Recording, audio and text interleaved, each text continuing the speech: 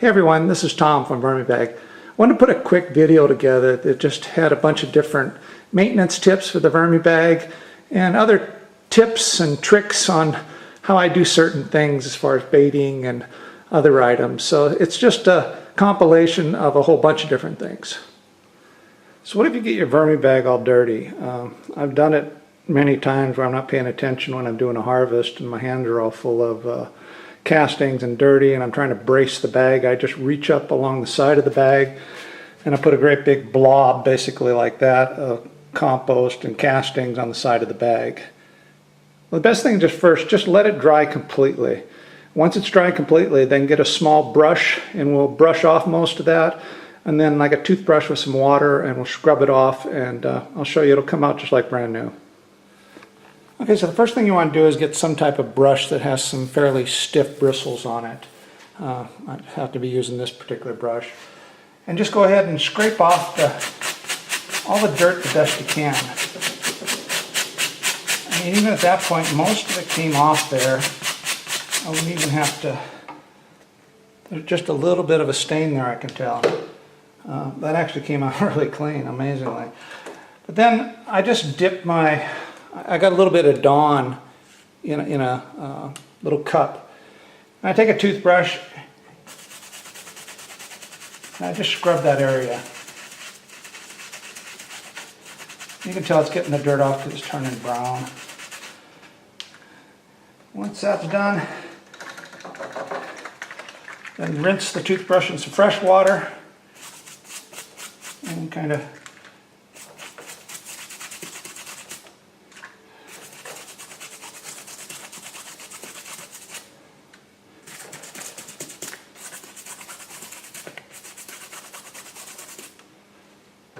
you can also take a spray bottle if you wanted to and just spray it like that there.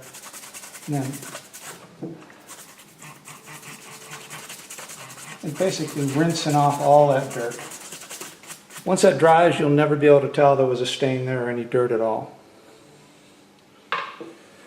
Now another issue that can come up, not so much on the newer VermiBags now, because I do the attachment on the zipper differently. But some of the earlier models that probably the first 20 or so bags that went out had the attachment of the zipper slightly different. And the zipper is not in direct contact with the castings or the moisture, but the way it attaches, the zipper actually acts like a wick and it kind of sucks some of that moisture out. And so you can get a little bit of calcification coming through the area of the zipper and kind of just settling on the zipper here. Now, it's easy to take care of, and like I said, on the newer bags, any bag you buy now won't have that issue hardly at all. I've really almost eliminated it completely the way I attach it. But if you do, for some reason, it's basically the same way. I go ahead and use soapy water with a toothbrush, and first I just do it closed. Just scrub the zipper, because this material that's coming through there is water soluble. I mean, that's how it got there in the first place. It dissolved in the water, it wicked through the zipper, and then it calcified basically as it came through the zipper and was exposed to the air, the oxygen outside the bag. So if you just scrub the outside of the zipper without even opening it, you're going to get most of that calcification or salt deposits or whatever it happens to be. It's basically the material same material that would come out in a leachate. There is a lot of salt in it too.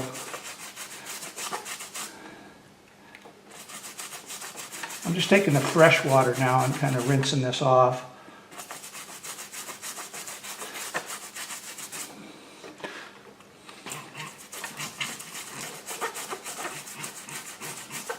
And again, put a tray, of course, underneath your bag when you're doing this, because you're going to be dripping a little bit.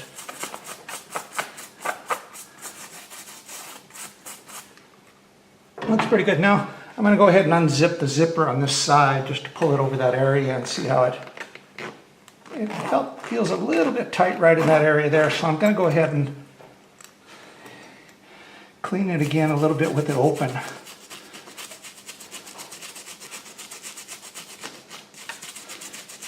Now this bag has been running for about not quite 4 months, but for a while.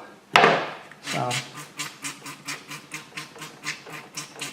the only area that it came through on here is right here towards this, where I have the zippers terminating. That's much better.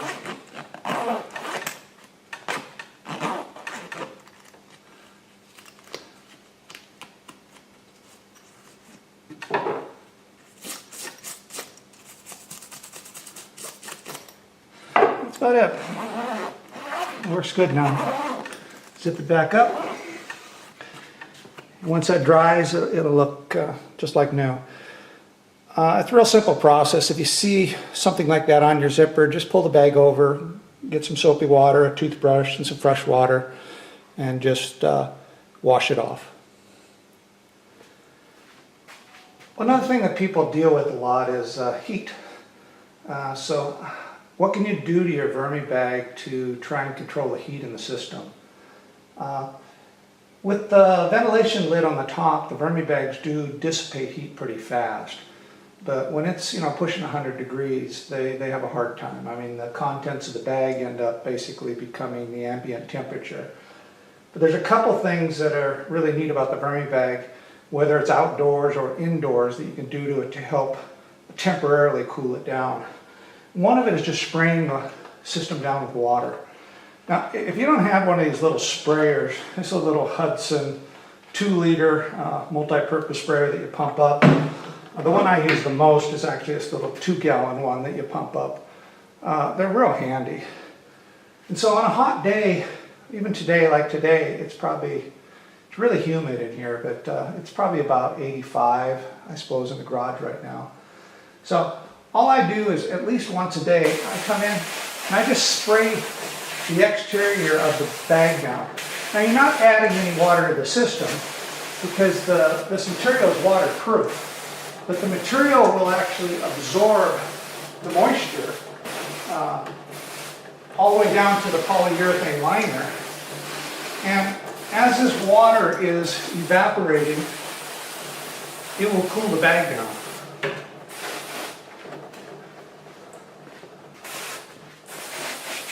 And you can also spray the lid down. I have it up high there, so I can't do it right now, but the mesh lids on these will actually absorb a little bit of material.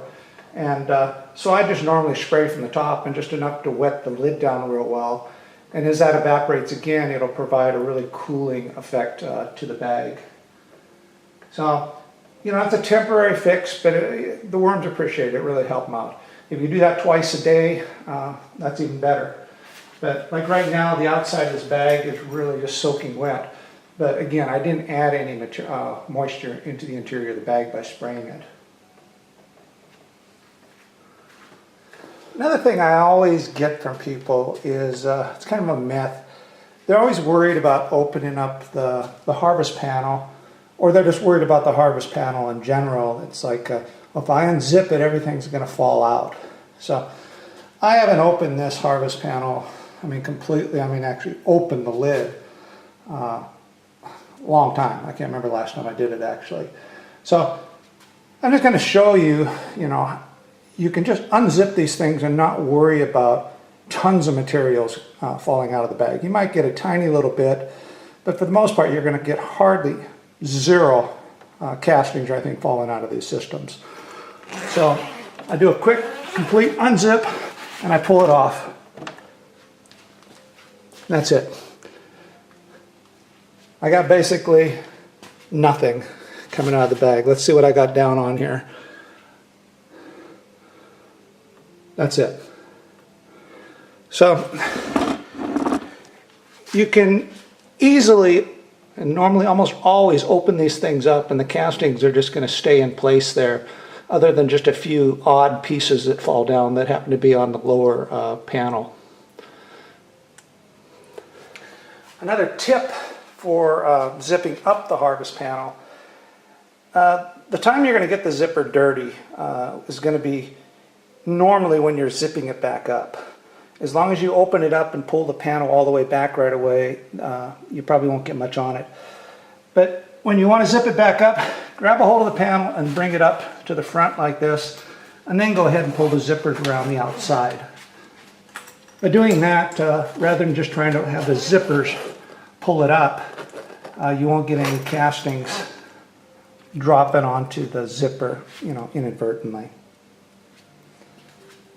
Another tip on the Vermi window, when you first start a system up, if you want to use the Vermi window, more than likely your system's only going to be, up 12, 13 inches or something. It's going to be below the Vermi window.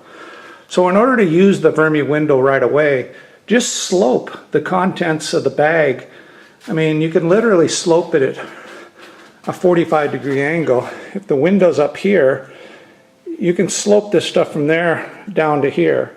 Just pile it all up at an angle up to here and then put your food right in front of the window. And you come back the next day, it's probably going to be halfway down the window and you'll have to slope it up again and put some more food on. It's going to keep doing this until it levels out completely. But there's no issue angling it like this where you can use that window right away. Again, I don't know if this is a tip, but it is an advantage if you have the gussets installed on your stand. So when I come down here first thing in the morning, every morning, I always have a cup of coffee. And the nice thing about this is I can walk up here, I can set my cup of coffee on here, I can grab the bag and unzip it and take a look at it. So those gussets really serve as a secondary purpose. Other than strengthening the stand immensely, they also give you some place to set something. I can set that small spray water bottle in the corner there on one of the gussets. So just an advantage to having the gussets. Now if you're producing a lot of castings, you're going to need some way to store them.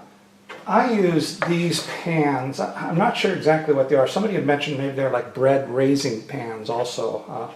And they might be. They're grooved for they intertwine on each other. They interlock and sit down on each other.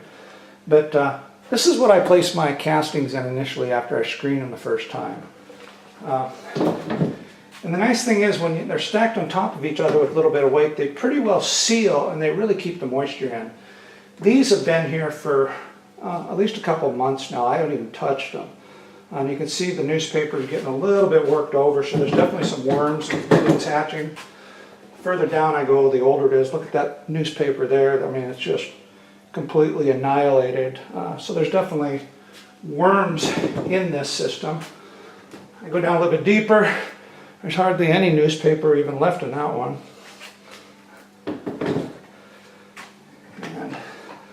And the bottom one. Oh, excuse me. The next one's the bottom one. But I haven't added any moisture to these, and they're still really moist. This one, basically all the paper's gone. So a real neat way of storing your castings that's really maintenance free. Real shortly now here, I'll take all these and put them in those Lowe's mortar trays like I show on a couple of my videos, and I'll put a bait trap in there with some food in it, and I'll pull a tremendous amount of worms out of it. Many of you have probably seen a lot of the videos I have where I show that I'm baiting worms out, especially my finished castings, with a bait trap or bait tray or bait bucket, whatever you want to call it. And this is what I use. I use basically just little Tupperware or Rubbermaid, some type of plastic container. Then I basically use a hot soldering iron and I punch holes in the side of it. It works a lot better than drilling it. You tend to drill these, sometimes you'll crack them and stuff, and it's just really hard to do. If you happen to have a soldering iron, it's the easiest way of doing it. Just stay away from all the toxic smoke that comes off of it. But put a lot of holes around the outer edge of this thing. And don't put any on the bottom, because you want this to sit in your tray, and you don't want the worms hanging out at the bottom collecting all that leachate that's coming through and all the juices if you have holes in the bottom. You want them to come up and actually go into the hole and be trapped, or well, they won't trap, but they're going to stay inside there because that's where all the food's at. So, quick and easy way to make a bait trap, and you can use it over and over again. Now if you make a wooden stand for your VermiBag Max or your Mini, another neat thing to do is actually cut out an extra piece of plywood that's just a little bit bigger than the top, and then do the same thing for the bottom that's just slightly bigger.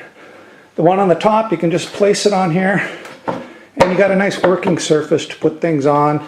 It's simple enough to open it up when you want to feed your VermiBag. And the bottom one, what you want to do on there is put some old casters. I happen to find every time I see an old chair or something laying around or going in the garbage, I grab the casters off of it.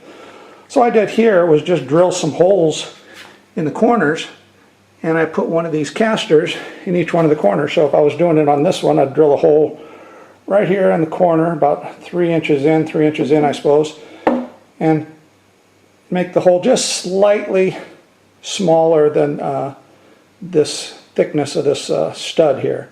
And then you can kind of pound it in with a hammer and just tap it in on this so here it goes in good. You just put 4 of those on here, then you have a perfectly good rolling stand for your VermiBag Mini or your VermiBag Max. And you have a lid.